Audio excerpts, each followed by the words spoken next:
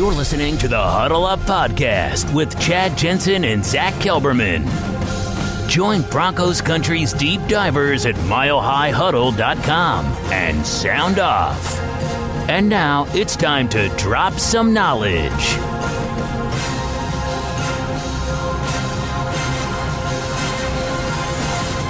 Welcome in, everybody, to the Huddle Up Podcast, presented, as always, by Mile High Huddle and 24/7 Sports, powered by Overtime Media. I'm your host, Chad Jensen. With me, as always, is my partner in crime. You know him and love him. Is your Denver Broncos reporter for 24/7 Sports. He is Zack Kelberman. Zack, we are inching ever closer to the start of training camp, and from what it sounds like, DeMarcus Walker is taking his third pro training camp with the utmost seriousness, packing on weight, getting up to where he needs to be to fit into Vic Fangio's scheme. Yeah, I mean, he gave a recent interview where he said he feels great and he's stronger and heavier than he was and he's holding his own, getting better. And you can just tell the confidence is night and day from last year. And you can tell the number that the previous coaching staff did on DeMarcus Walker with that ill-fated move from defensive end to outside linebacker. It torpedoed his confidence and it torpedoed his progression and his development. And he's finally getting back on the right track right now. He's working under a competent head coach in Vic Fangio, who's using him at the right spot and who's challenged him this offseason to get better mentally, and he's responded well. So, Chad, you and I are bigger Walker fans, I think, than most people, and we have to be happy about what he's, at least saying here at this point in time. He knows he has a lot to prove and a lot of people to hop over on the depth chart to see playing time, but this is a good first step for him after a wasted first two seasons. My biggest thing with Walker is it's still, I don't know, it kind of, I wouldn't say it irritates me. It's a cause for concern that there's a correlation between maturity and a sense of entitlement buzz that we hear about from him from the Broncos locker room, and the fact that his Twitter handle is Living Legend 44. Right. Like, I wonder at some point, is he going to recognize that as a second-round pick, it might not have all been his fault, but he's fallen well short of the mark and expectations that at least the outside world has set for him as being a second-round, draft pedigree. I can't imagine the team is pleased with the progress he's made in 2 full seasons with the club. But again, it hasn't 100% been his all on him. That rookie year, he got sick, and then due to some shakeups on the depth chart after Shane Ray got hurt with that wrist in 2017, they played him at outside linebacker, saw 0 reps in the regular season. By the time they realized the error of their ways and put him back on the D line, the season's pretty much over, and he's not up to weight. He can't contend with offensive linemen. And then fast forward to 2018, you think, okay, now's the time, dude. Now's the time. You know what to expect going into camp. You're playing D-line. You're not playing edge. You're playing D-line. And once again, he kind of falls short. So hopefully this time, though, he recognizes there's a new coach. This isn't the coach that drafted him. And he can maybe even get excited, Zach, because this is a scheme that he, on the surface, appears to fit a lot better than playing the 4-tech, 5-tech in a 3-4. Yeah, in terms of his mental sense of entitlement, I'm not trying to excuse him at all. I mean, he owns some of this responsibility for his lack of production, but it's natural. I mean, he was a star at FSU. He had the production, he had the draft pedigree, and he came into a very good defense and a very good defensive system, and he expected to be a big fish here, and it hasn't worked out to this point. I don't see, though, how the last couple of years is solely on him or even any on him with the way he was handled by this previous coaching staff, just using him completely out of place and not where he shines best along the defensive line. Every time he was played at the right spot last year, and the little amount he played, he was always around the football making plays, getting sacked, making tackles. He has ability. He has game, and the Broncos can use him. They still need that interior disruptor, a guy to take up blockers, allow Von Miller, Bradley Chubb to feast. They have Draymond Jones. He's competing with Shelby Harris, but he's in there too. So to see him at least make that mental progression, which Fangio even remarked on, I mean, I'm hopeful for him they can at least salvage something.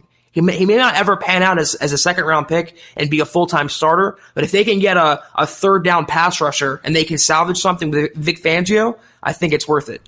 Yeah, and that is worth something in today's NFL. If you can, maybe you're not playing on first and second down, but if you can come in as a third-down pass rusher, as a defensive lineman, and help create havoc, push the pocket, penetrate, and allow, maybe you don't always get home. Maybe you're not the guy that cleans up the sacks, but you're allowing guys like Von Miller, Bradley Chubb to feast in those passing situations, there's value there, and coaches will love you. But I think first and foremost, it's good that he's shown the commitment to his craft, that he's getting his body ready to go for this, scheme fit and for this camp.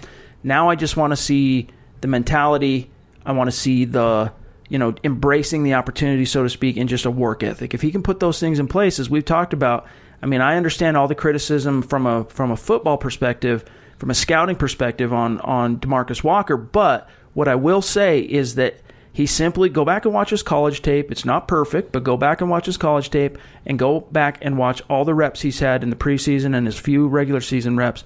The dude just simply has an uncanny knack and a nose for being close to the action, being around the ball, and maybe not quite saying more often than not, but often it results in him making some kind of an impact play. Yep.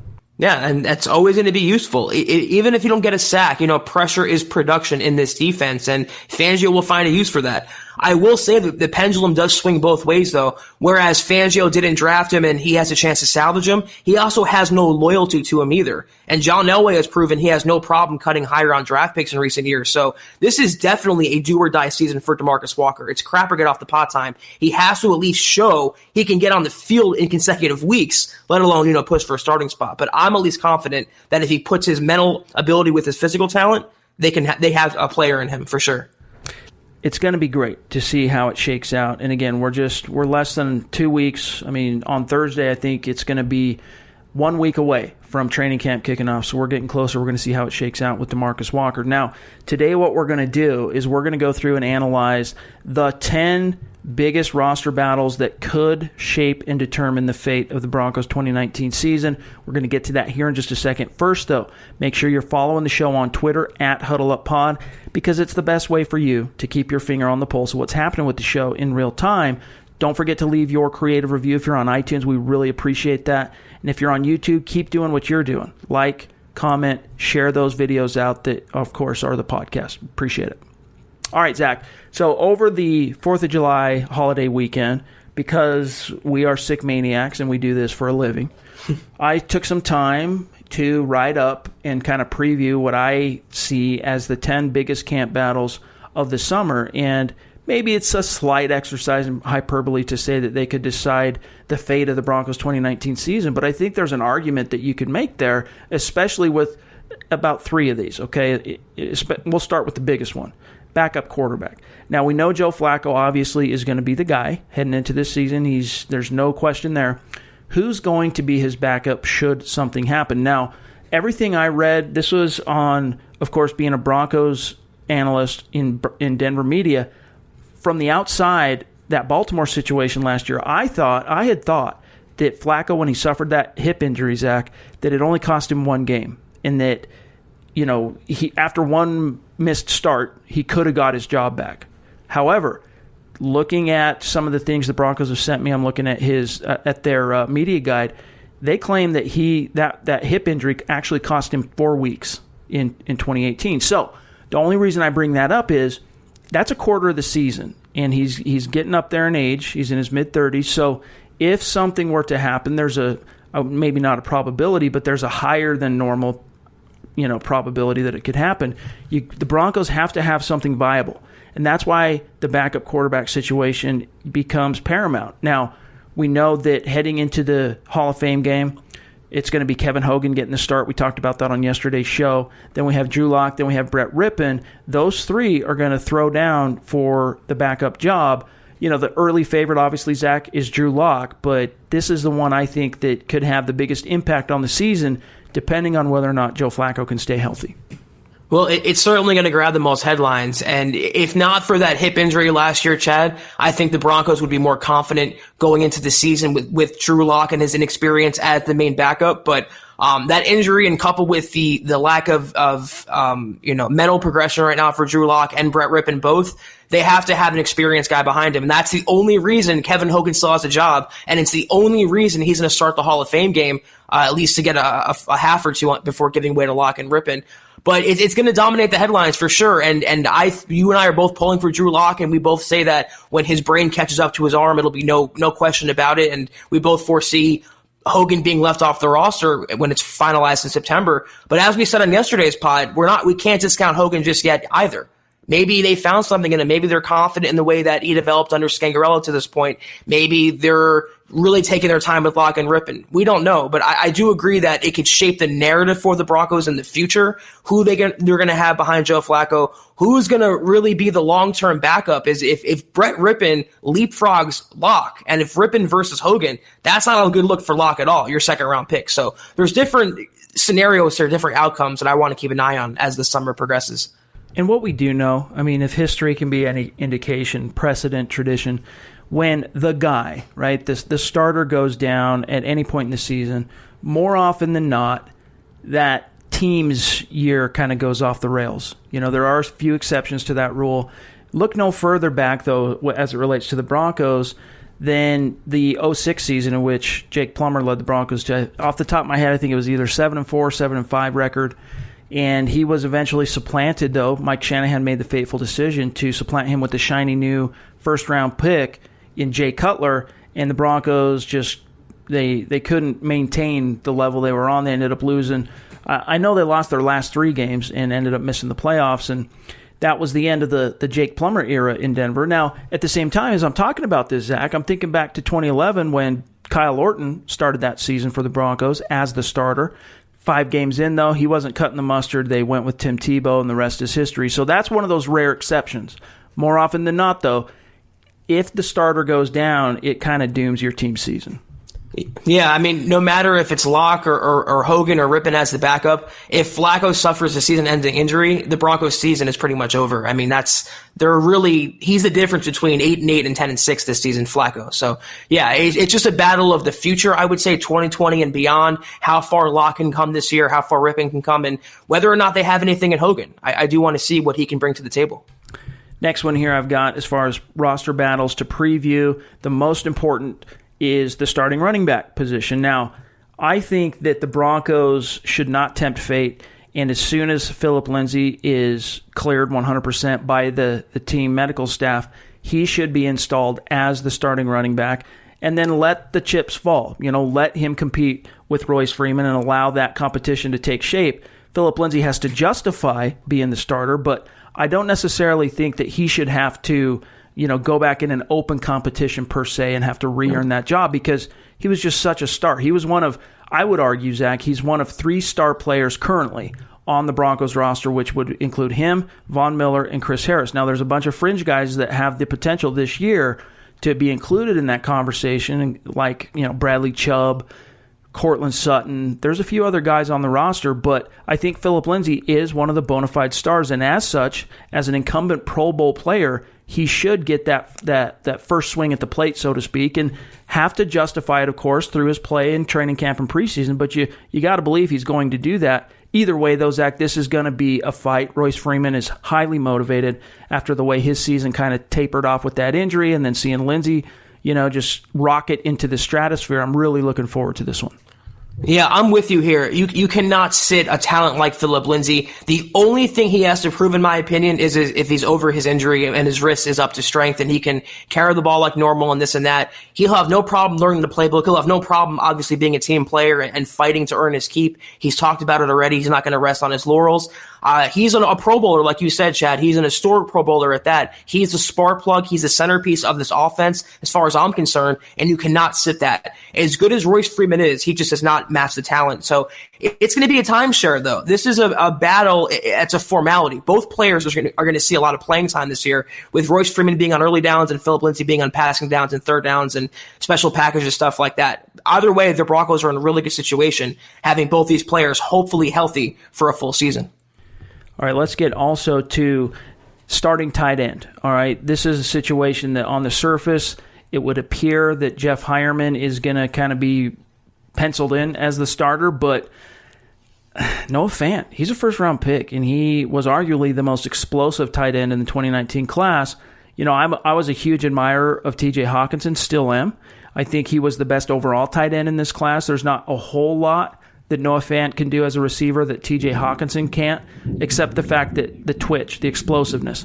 And that's just something Noah Fant brings to the table that not many tight ends in this class nor in the league can do. So if he can prove that he can handle inline blocking duties on first and second down, it wouldn't completely shock or stun me, Zach, to see him supplant Jeff Heuerman as the starter, even in time for the opener. Yeah, this one is truly wide open to me. I mean, anything can happen, and it will be shaped by the summer, the training camp, and the preseason. But you're not going to use a first-round pick on a tight end after you traded back and you targeted that player. He's not going to sit on the bench for very long. Talent-wise, there's no comparison between him and Jeff Heuerman. It's all a matter of learning the playbook and earning his keep. That's what Vic Fangio said. He has to prove his worth.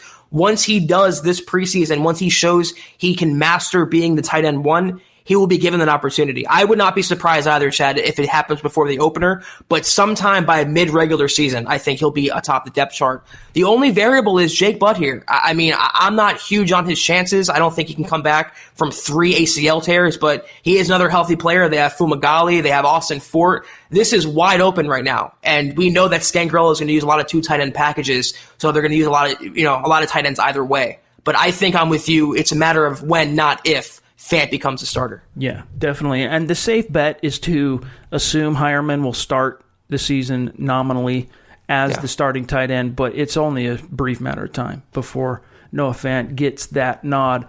Now we move on to this next one here, and I'm going to actually skip in the article and go to the last one I have listed. It's not in the article in order of importance, but on the podcast, I think this one is the next most important, and that is the kicker competition, okay?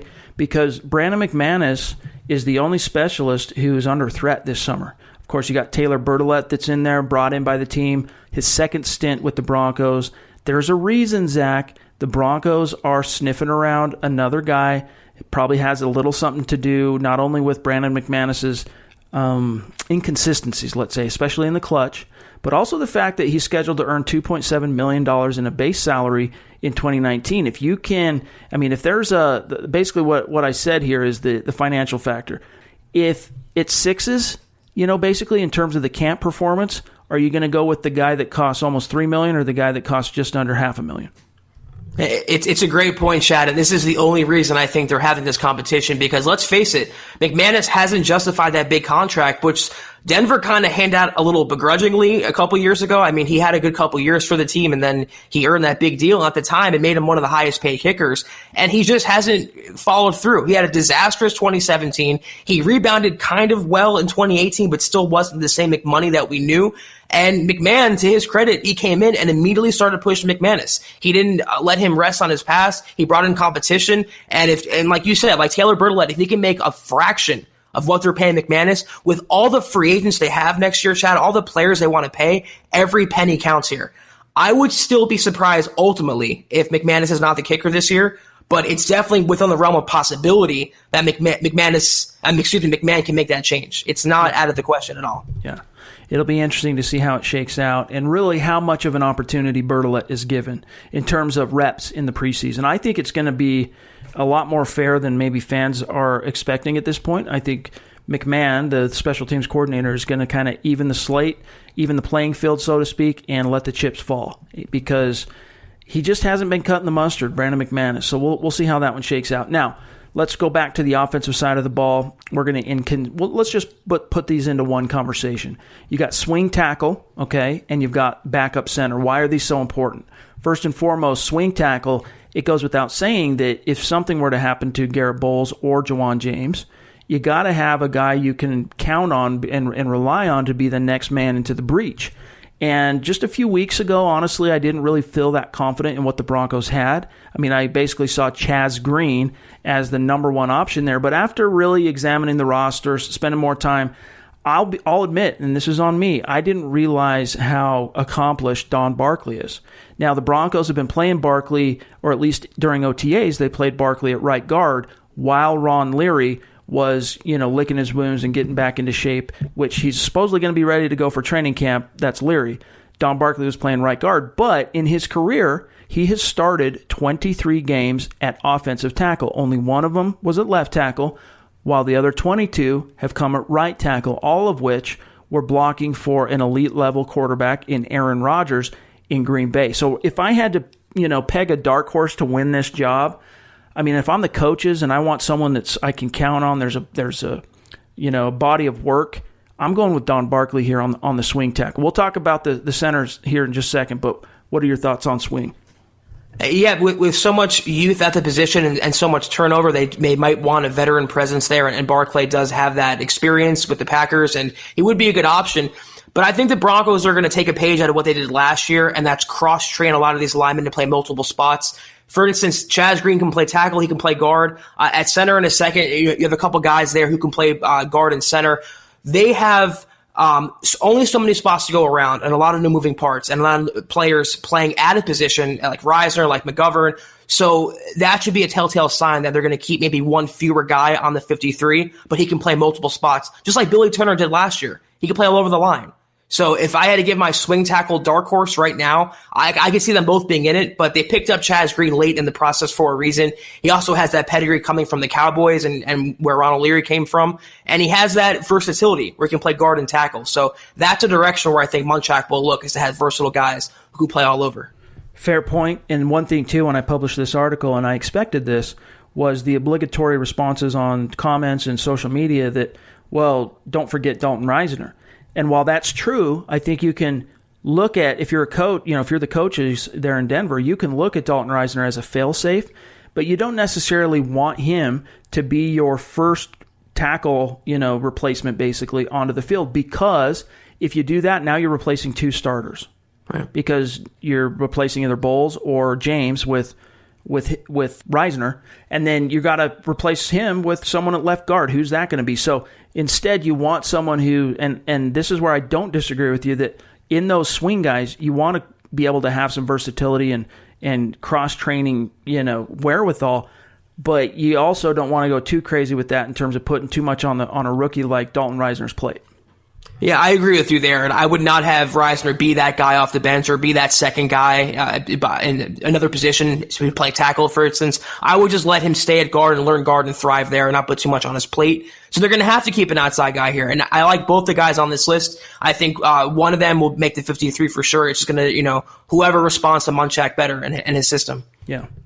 Now, the center deal, the reason this one's so important, I think most Broncos fans realized pretty quickly after last season how valuable a competent backup center is, because Matt Paradis went down in Week 9, and really the Broncos' run game, it had been solid up to that point, but if it weren't for Connor McGovern and kind of the reshuffling that whole thing necessitated, that's kind of where we saw the run game really hit its stride in those next three games coming out of the bye, where Phillip Lindsay just went on an absolute tear. Connor McGovern was a big reason for that, going and moving over to center from right guard. Well, and the other thing that we need to talk about why it's important, the swing center job, is the fact that Connor McGovern, unfortunately, it's a contract year. So the Broncos need to have some kind of a clarity in terms of, crystallized idea of what the next plan is. And it's all appearances, Zach, it appears to be Sam Jones. I mean, he played really well at that position last summer, even though he dealt with a back injury in preseason. He made the 53-man roster. All 16 games, he was on the active roster, so the team obviously thinks high of him as a former 6th-round pick. I would assume he's probably going to be the not so much grandfathered into that swing center / interior guy role, but I think if something happened to Connor McGovern, the Broncos feel pretty confident that they can fall back on him. Even though he's inexperienced, you've got a veteran quarterback who can kind of help him with calls at the line of scrimmage and all that. Yeah, I'm with you there. I think Sam Jones will be the backup to McGovern, and he can play guard too, so another versatile guy. But another guy to keep in mind is Austin Schlottman. I love saying his name. I always mispronounce it some way. But he can play guard and center also, so he has some experience in the interior, and I think he'll take the Munchak system well. Very smart player. And Reisner, a center in a pinch he could be moving over from guard. I would be more comfortable with that than him playing tackle. So they have some options there, but you add the versatility and you add the coaching together with Munchak, and they should be okay as a whole. The other guy that factors into the competition of that backup center / swing guard is Jake Brendel. He's a fourth-year player, formerly of the Miami Dolphins. He's appeared in 21 games. I think he's got a handful of starts under his belt. So he'll factor in. There's a reason the Broncos brought him in, and Sam Jones will probably, that'll be his biggest competition to earn that backup job. So that kind of rounds out the top 5 that we're worried about here in terms of the key roster battles. We're going to tackle the remaining here in just a second. First, we'll take a quick break. We'll be right back. This is the Overtime Podcast Network. All right, Zach, let's go to the other side of the ball here and look at the competition at outside linebacker. Now, of course, we're talking about the backups here because the Broncos have, I don't even think you have to say arguably, the Broncos have the best outside linebacker duo in the NFL in Von Miller and Bradley Chubb. However, with both Shane Ray and Shaquille Barrett departing in the open waters of free agency, they have literally nothing behind them. In terms of NFL sacks, behind Bradley Chubb, behind Von Miller, the guy who has the most sacks in a single season is Dakota Watson, and that's only 2. The most sacks he's ever gotten in a single season, Dakota Watson, even after signing that relatively sizable contract with the Niners, 2 sacks in a season. That's the high. And then you got Jeff Holland, who showed some promise in those final 3 games last year in which he was called up to the active roster, especially thinking about that Week 15 game in which he made a couple of impact plays, got a hit on Baker Mayfield. And then you got Aaron Wallace. There's a few other guys that factor in, including Malik Reed, who I know you like a lot, Zach. Ahmad Gooden is another undrafted rookie. And then we can't forget about the 5th rounder this year, Justin Hollins. Hold on. We can't forget about this year's 5th rounder, Justin Hollins, who we don't yet know what position he's going to play, but he very well could factor into this competition for the first outside linebacker onto the field to rest Von Miller or Bradley Chubb. Yeah, they say they want to play him at ILB too, but I also think he'll be mostly at OLB, pass rushing, and I am so excited about this group as a whole. Not only to watch Von Miller and Bradley Chubb as starters in a Vic Fangio defense, but Jeff Holland, who we were both very high on last year, who was also always around the ball when he was given the opportunity, and he wasn't played a lot under Vance Joseph. And you have Justin Hollins, who was a productive player at Oregon, then that's your 4th guy. And then you have Malik Reed as your 5th guy, who was a priority free agent signing. He was super productive in college at Nevada, a fortunate pickup for the Broncos as an undrafted free agent. He probably should have been drafted in the 5th or 6th round. So as a whole, with Fangio being a former OLB coach, with bringing in Brandon Staley and Ed Donatel, I could not be more excited to see this entire group play on the field this preseason. It's probably, aside from quarterbacks, Chad, this is the group I want to see the most. A lot of question marks, but a lot of potential there, especially in tandem with the Vic Fangio bump that we all expect to see happen with a lot of players on this side of the football. Now, let's move on to another big question mark.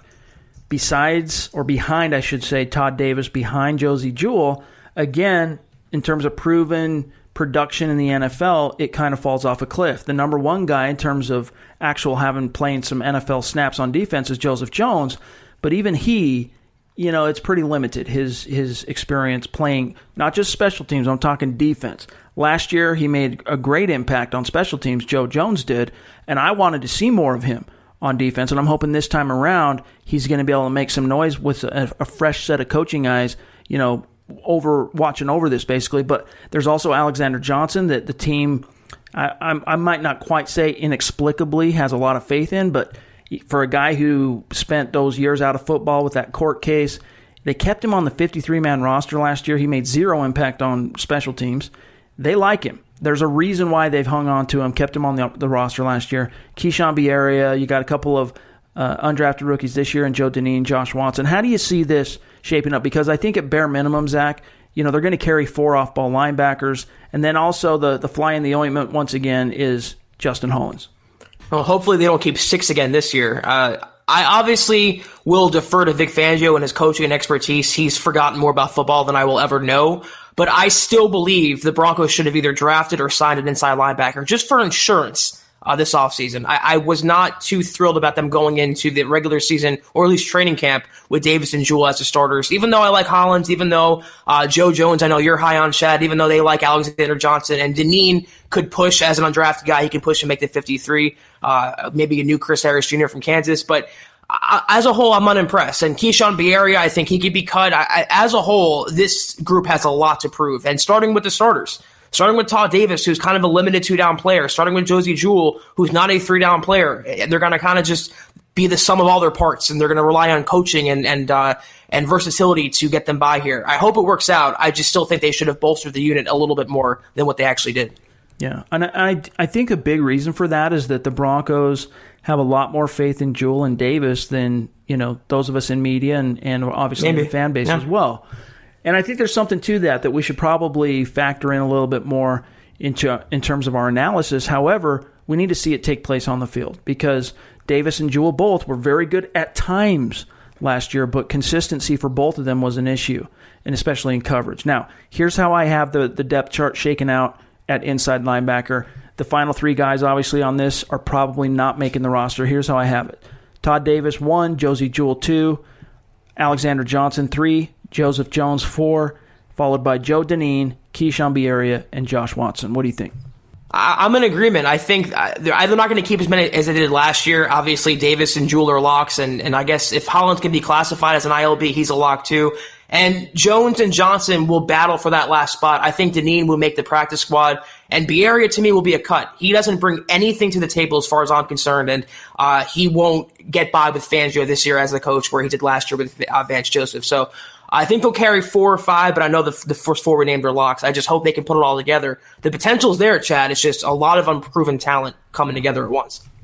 All right, let's jump here to fourth linebacker. And again, this is another depth chart that the roster math is slightly skewed because we don't know what's going to happen with Kareem Jackson. And we might as well roll this into also the safety situation because these are the final 2. But the issue here is that both Chris Harris, Bryce Callahan finished the 2018 season on injured reserve. So cornerback depth is important, and the Broncos have some options this year. Now, they're both pretty much unproven as it relates to the NFL, but you've got Isaac Yiadom, you got Devontae Bosby, and according to Eric Trickle, he's got a bug in his ear in Dove Valley that says that they've been really impressed, the Broncos, with Lyndon Stevens, who's a first-year corner who went undrafted last year out of Cincinnati. He's going into his first year this year, but they've really liked what they've seen from him so far. How do you see, let's just for the sake of argument, categorize Kareem Jackson as a cornerback, okay, for the sake of this podcast. Kareem Jackson, Chris Harris, Bryce Callahan, there's your top 3. How do you see the rest of that depth chart shaken out? Because I think this is a position where they probably carry 5. Yeah, I agree with you. That's what I was going to say. Let's keep Jackson a corner here. And in bare minimum, Yiadom should be the 4th corner. And he went from starting games last year as a very raw 3rd-round pick, and now he gets to kind of relax as the 4th cornerback. He should thrive in that role. As a high-round pick who the team has an investment in, he should have no problem holding this down and be a massive disappointment if someone like Bosby or Lyndon Stevens surpassed him on the depth chart. That's why I think it'll shake out ultimately, and that'll be a better spot for him, not to put the pressure on him and allow him to thrive there and still develop behind 3 really good corners too. The 5th, I'm a big Bosby guy. I like what he brings to the table. I like his size. I like his playmaking ability. And to round that group out, I think that's 5 solid corners, Chad. It's a lot better than last year when you had Jamar Taylor and Tremaine Brock in that secondary. Yeah, I'm with you on Bosby. I think that he's one of these diamonds in the rough that the Broncos were able to uncover. But I'm tapping Isaac Yiadom as the dark horse here to really turn some heads. I think that he is a supremely talented player. He was rough, he was raw coming out last year, but his natural skill set, he's so physical, he's so aggressive, and it hurt him at times last year. NFL quarterbacks were able to capitalize on his lack of knowledge and experience and awareness, and also his extremely kind of aggressive mentality. A couple of times he got exploited, but at the same time, if Vic Fangio, if Ed Donatel can channel that in the right direction, try and get him to be a little less grabby, maybe see if they can suss some ball skills out of Isaac Yiadom. The kid is extremely talented, and I love his size for playing outside. I'm not going to lie, I wasn't the biggest fan of his selection when it was made, Chad. I was having flashbacks to Brendan Langley. But the difference is I actually see something in Yiadom. I see development, and I see a potential starter, actually, with the right coaching, and all the stars align. And there's no better coaching staff to come along for him right now than Vic Fangio and Ed Donatel. There's something to salvage for sure. I wouldn't put too much on his plate. I wouldn't expect he can be a starter or even a starting caliber player. If he can hold down the nickel dime role this year, that'll be good for his development going forward. Yeah, agreed.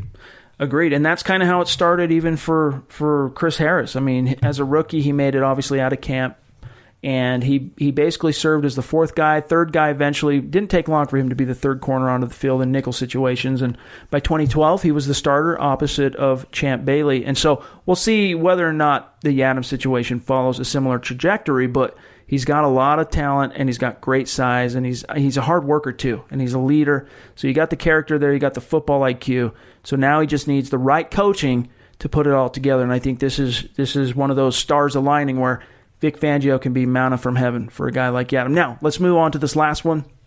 Again, considering Kareem Jackson a corner in our roster math, top two guys have to be considered Justin Simmons and Will Parks. Behind them, though, Zach, there's four guys who are all very deserving in their own right of consideration for this roster. Three of them, Sua Cravens, DeMonte Thomas, and Jamal Carter, have made it onto the Broncos 53-man roster out of camp before. I guess you could say maybe Cravens doesn't qualify because, IR he started on last year in terms of making it out of camp. But at least DeMonte Thomas and Jamal Carter both, at different points, have made the active roster coming out of training camp. But there's also Trey Marshall. And I wrote an article about this over the holiday weekend as well, that Vic Fangio could be the best thing to happen to Trey Marshall in the NFL, other than, of course, being able to sign with an NFL team. Because the big knock on Trey Marshall coming out of FSU, Florida State, was two things. One, he had zero ball production in college. Not a single interception, no forced fumbles, and no fumble recoveries. Zero ball production as a defensive back. That was a huge red flag for NFL teams, and it's understandably why. It speaks to a lack of instincts. It speaks to, lack of ball skills, period. The other issue, Zach, is the fact that he was not in coverage. You couldn't count on him one-on-one. Guys could get separation. However, players like Marshall, phenomenal flying downhill, a very intense and sound tackler and hitter. So he's a physical presence as a dime backer. You put him in a zone situation where his coverage responsibilities are simplified and zones can kind of cover up for some lack of ability or lack of technical proficiency. I could see a guy like Trey Marshall, because of his heart and because of his physicality, really impressing a guy like Vic Fangio. I think there's going to be a massive shakeup here, Chad. This group as a whole is so tough to predict right now. We don't even know if Kareem Jackson is going to play safety, what they're going to do, who they're going to start at where. We can assume, though, for the sake of conversation, that Simmons and Parks are locked in. But then I'm not a big Cravens guy. I think he has a lot to prove. I still don't think he has the maturity or the mental capacity to hold up and be a productive player for this team. I'm a big DeMonte Thomas guy. And honestly, Jamal Carter, before he tore his hamstring last year, he was looking good for the team also on specials. They have a ton of young talent here, and I believe Fangio is going to go with the kind of a curveball. He's going to keep a couple of young guys. It very well could be Trey Marshall. I also think he puts some good film on tape, on out there for the public. But I'm not a big Cravens guy. I don't know about you. I think he'll be left off the 53. That's kind of like my bold take for this safety spot when it's all said and done. I don't know. It's so murky right now. It's tough to predict. It's fair because I haven't been impressed with Cravens either since he's been a Bronco. I mean, let's face it, he's been a disappointment, especially considering what the Broncos gave up and the fact that he's a former second-round pick. I do maintain in terms of potential and ability that he's the best safety on the roster, not named Justin Simmons, okay, in terms of being a pure safety. But all the intangible aspects make him a question mark. You just don't know what to expect. I'm with you. I think the next best safety right now in terms of what we can count on today, what we know today, behind Simmons and Parks is DeMonte Thomas because he's proven that he can. I mean, if you look at this, the Broncos have 4 dimebacker safeties, 4 heat-seeking missiles that can step into the box and, maybe run with tight ends if needed to, but mainly are guys who can chase after running backs and support the run. But the one guy who has proven so far as a Bronco that he can hold up in coverage is DeMonte Thomas. And so I think that gives him a leg up in this competition. And that's my thing, too. I mean, on paper, Cravens is super talented, and he can be a game-changing safety. He showed glimpses of that in Washington, but he ruffled a lot of feathers there by just retiring and going through that concussion spell. And then last year, he did not handle his demotion well with Vance Joseph. So that rubbed Elway and the brain trust the wrong way, and it carried over into Vic Fangio, who is a total no-nonsense guy. If he's going to try that with Fangio, he's going to be cut, not just shut down and inactive. So I'm a big DeMonte Thomas, and I think even Jamal Carter, when he's given a shot now healthy, he's a hard hitter. He's good on specials. He can also take Craven's spot too. So it's going to be the whole preseason for this to play out before it's finalized. Well, there you have it, Broncos country. The 10 biggest roster battles poised to be fought this summer in training camp. That's going to do it for today's episode of the Huddle Up Podcast. For those of you who might be wondering what happened with our guest, Seth Kaiser, who is going to join us to talk about the Kansas City Chiefs, we had a last-second scheduling conflict come up, so he's going to come back next week. So this same episode, next Tuesday, you're going to be listening to Seth Kaiser. We're going to go through and basically commence our series that we do every summer, Know Your Enemy. And we're going to start with the Kansas City Chiefs, who are the biggest threat, obviously. We'll jump to the LA Chargers and then, of course, the Oakland Raiders as well before the regular season hits. But we're going to start with the Chiefs. That'll be next week with Seth Kaiser, who's a phenomenal writer and obviously a great podcaster and analyst as well. So stay tuned for that. In the meantime, also tomorrow you're going to get a fresh episode of Building the Broncos. I don't know what those dudes have in store for you, but I'm sure it'll be a great listen. Make sure you're following the show on Twitter at HuddleUpPod. You can find my partner, Zack Kelberman, on Twitter at Kelberman247. Myself, at Chad and Jensen. Have a great hump day. We'll be back on Thursday with a fresh episode. Until then, for Zack Kelberman, I'm Chad Jensen. We'll talk to you soon. You've been listening to the Huddle Up Podcast. Join Broncos Country's deep divers at milehighhuddle.com to keep the conversation going.